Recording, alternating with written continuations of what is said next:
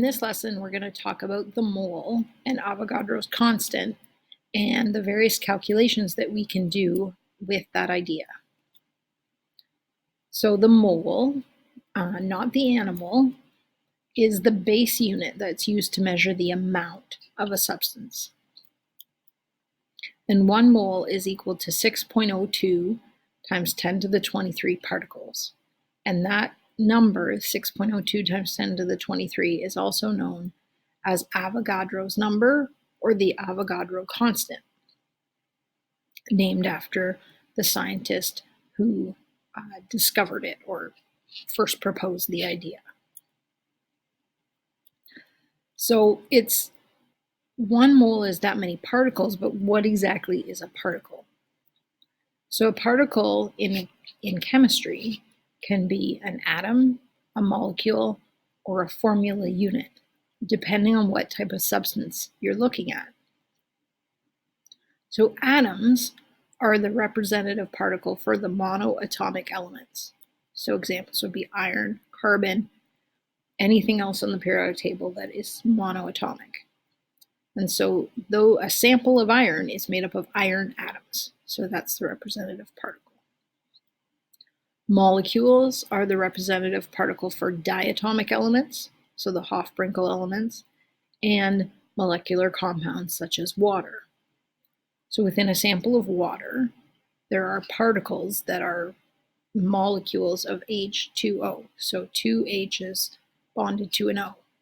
Right? If you went down to atoms, you no longer have water. So molecular compounds, diatomic elements, are made up of molecules. And then formula units are the representative particle for ionic compounds, such as sodium chloride. So when you have an ionic compound, it's made up of formula units. So how do we convert between particles and moles? So we can use the Avogadro constant as a conversion factor to do these calculations. We need to take a little sidebar here and talk about what a conversion factor is. So a conversion factor can be used to convert between 2 different but related units. And what it is a fraction that's equal to 1, and it represents the relationship between the 2 units. So it looks like this, so it's a fraction. On the top, you put the unit you're trying to convert to, the unit you want. On the bottom, you put the unit you have and are trying to get rid of, convert from. And then you put numbers in front of the units, which make the 2 values equal. And we're going to be using these conversion factors throughout this whole unit of study. So you'll get used to it and you'll see lots of examples. So back to using the Avogadro constant as a conversion factor. So we could set up 2 different fractions with the relationship that 1 mole is equal to 6.02 times 10 to the 23 particles. So we would use the first fraction if we were converting from moles, that's why mole is on the bottom, trying to get to particles, which are on the top. We'd use the second fraction if we're trying to convert from particles, which is why it's on the bottom, to moles on the top. So a little note about Avogadro's number in relation to significant figures. So we're going to use the value 6.02 times 10 to the 23 for the calculations. However, the actual value is 6.02214087 times 10 to the 23. So we're using a rounded value, and so we have to take it into consideration when we're determining our significant figures, right? So it has 3 significant figures. So let's do an example question. How many molecules of hydrazine, which is N2H4, are in an airbag that contains 3.65 moles of hydrazine? So you start with the number that you're given in the question. Always going to start with that. So in that case, that's 3.65 moles. We want to get to molecules. So we're going to use a conversion factor that has molecules on the top of the fraction and mole on the bottom of the fraction.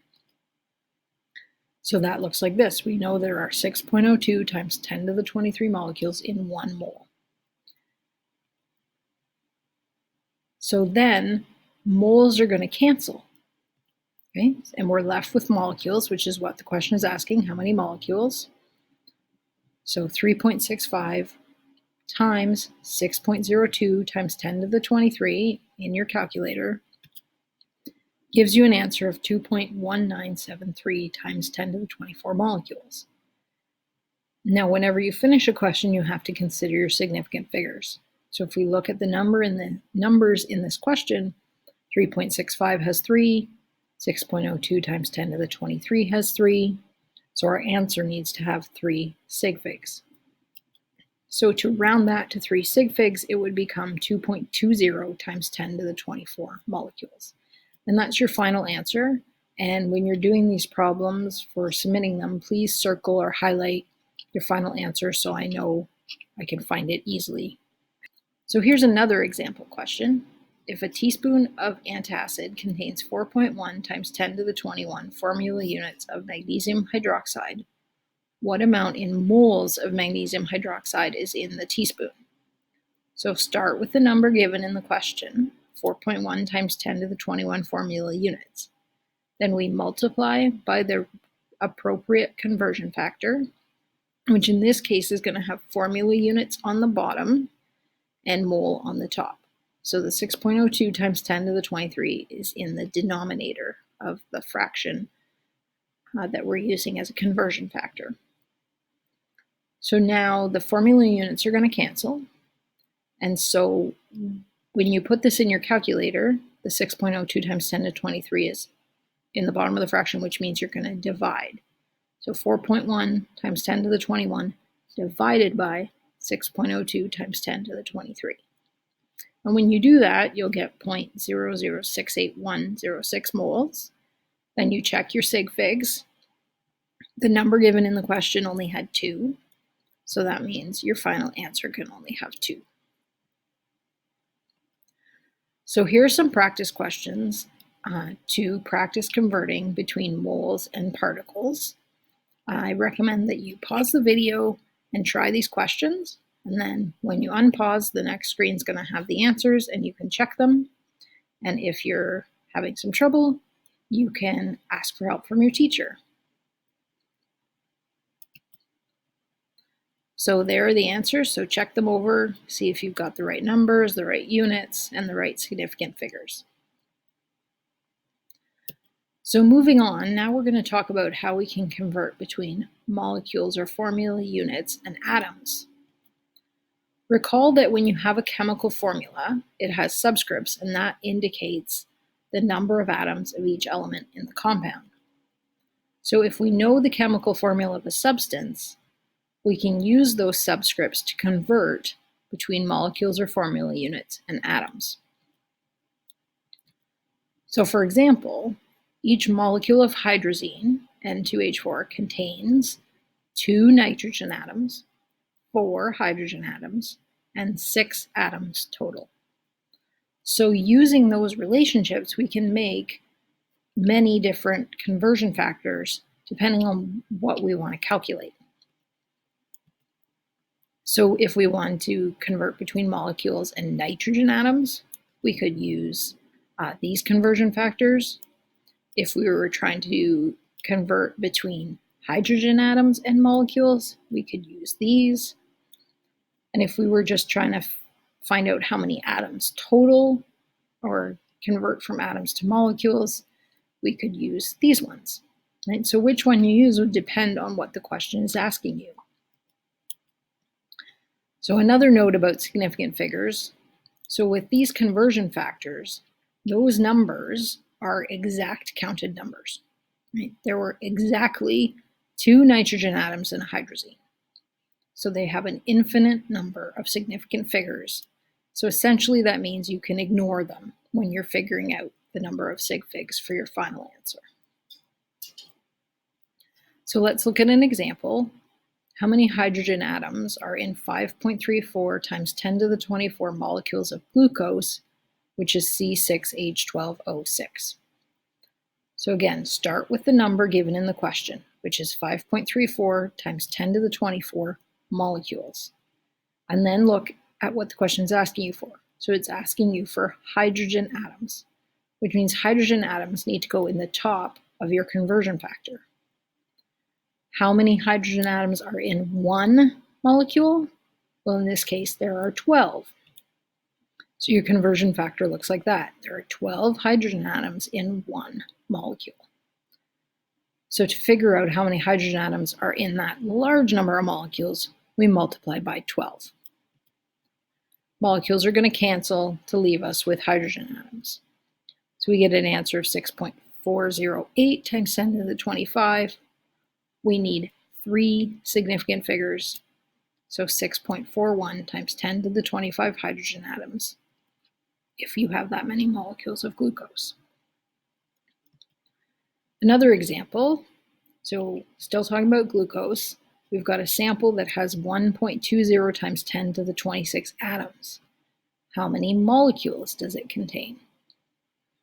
So again, start with the number given in the question, multiply by a conversion factor.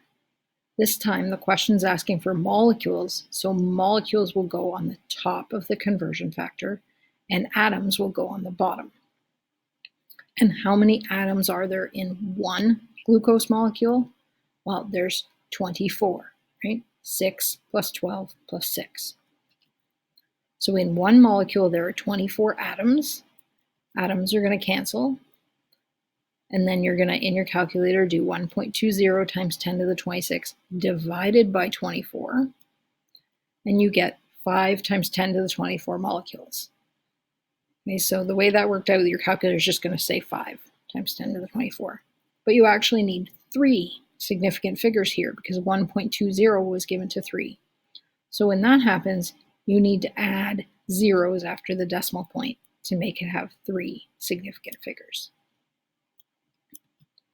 So here are some more practice questions that practice what we've just been talking about. So again, I suggest you pause the video, try those questions, and then when you unpause it, you can check your answers. So here are the answers to those questions.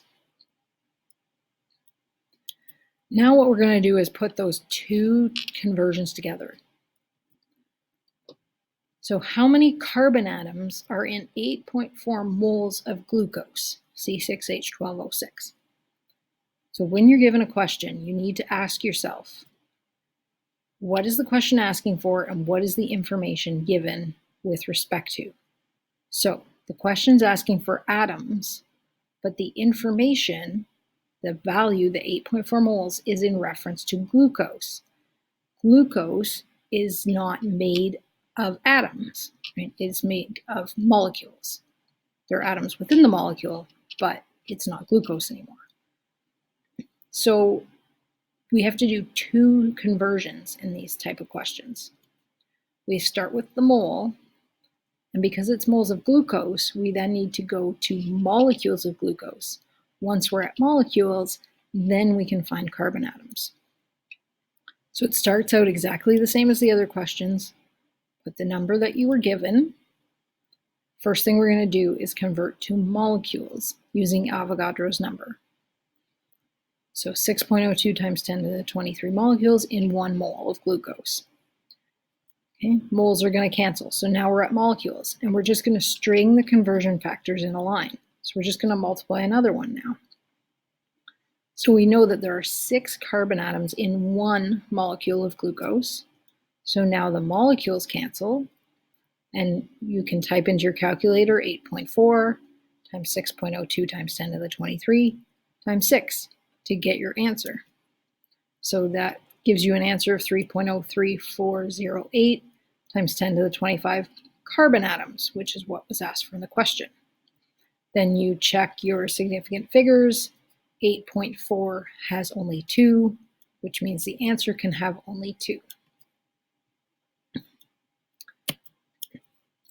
So another example, a sample of iron 3 sulfate contains 2.95 times 10 to the 27 atoms. How many moles of iron 3 sulfate does the sample contain? So again, before you start the question, you need to do this check. You're given information about atoms, but you're asked for an answer with respect to iron 3 sulfate. Iron 3 sulfate is not made up. Its particle is not atoms. Its particle is formula units. So there has to be 2 steps. We have to go from atoms to formula units to moles. So we start with what's given in the question, 2.95 times 10 to the 27 atoms. Now we're going to convert to formula units. How many atoms are there in one formula unit?